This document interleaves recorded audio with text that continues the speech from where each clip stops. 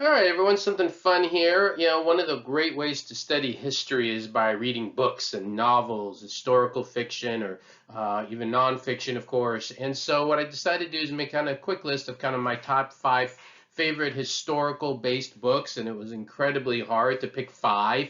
There's so many of them, and so after you watch all this, I'd love for you in the comments to maybe add one or something that, not on my list that you think is just a book, a history book, or a book based on historical events that might have resonated or got you to learn more history, even if it's total make believe, right? Total fiction. It's still sometimes a great read, and it makes you want to learn more real histories. So let's talk about some of these that I put up, and we'll just kind of go in order, 5 to 1.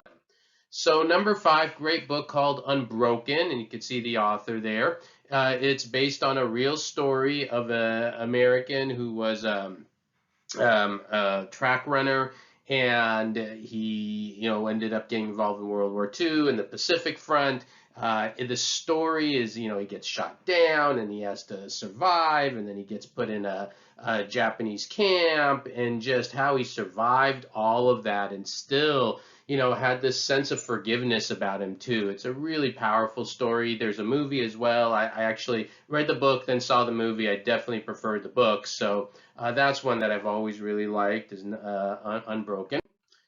This is a fun one, Pillars of the Earth. Now, this is total, fiction, right? There's like no real people involved. There's no actual real historical people, but it's set in the Middle Ages. So if you love the Middle Ages, I warn you, it's a big old book. It's very thick. It takes a long time to get through it. It's like these epic novels, but it's very good. It's kind of gives you a nice feel of the Middle Ages as they're talking about the construction of a cathedral and the family, and it's kind of, by the time you're done reading it, you feel like you've lived their lives. So Ken Follett writes a lot of things. This one, Pillars of the Earth, is one of my favorite one of his writings.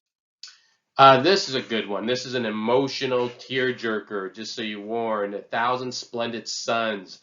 Some people have heard of Kite Runner, Khalid Hosseini here. And this is the story of two women who basically lived through Afghanistan from the time of the Soviets all the way to the Taliban, and what their lives are like. And I actually use this one in my History of the Middle East class every semester. And the students, I've never had a student read this and go, man, I didn't like that book.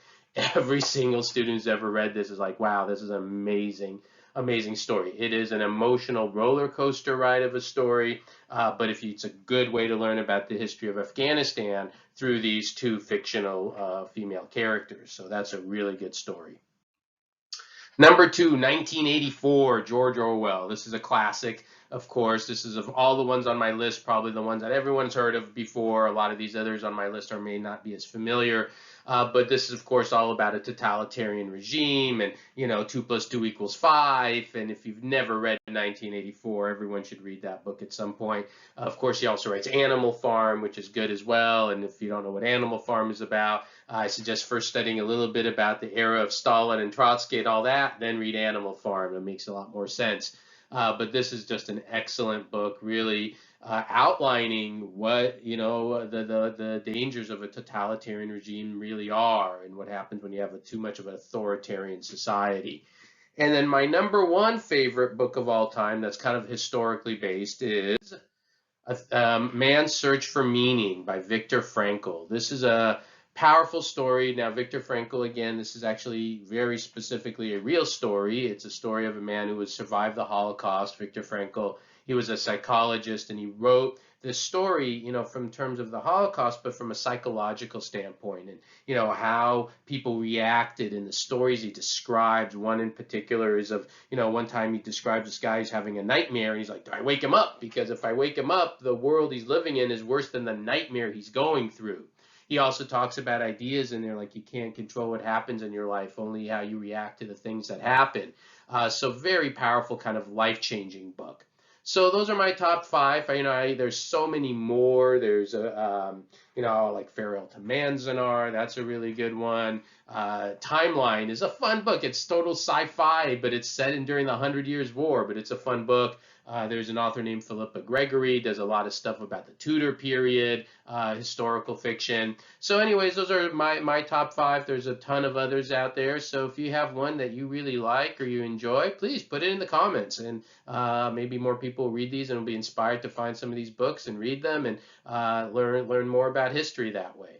All right, thank you. And as always, please feel free to subscribe. I've got a lot of other cool material here, and I hope you kind of get a chance to watch a lot more of my lectures. You have a great day, everyone. Thank you.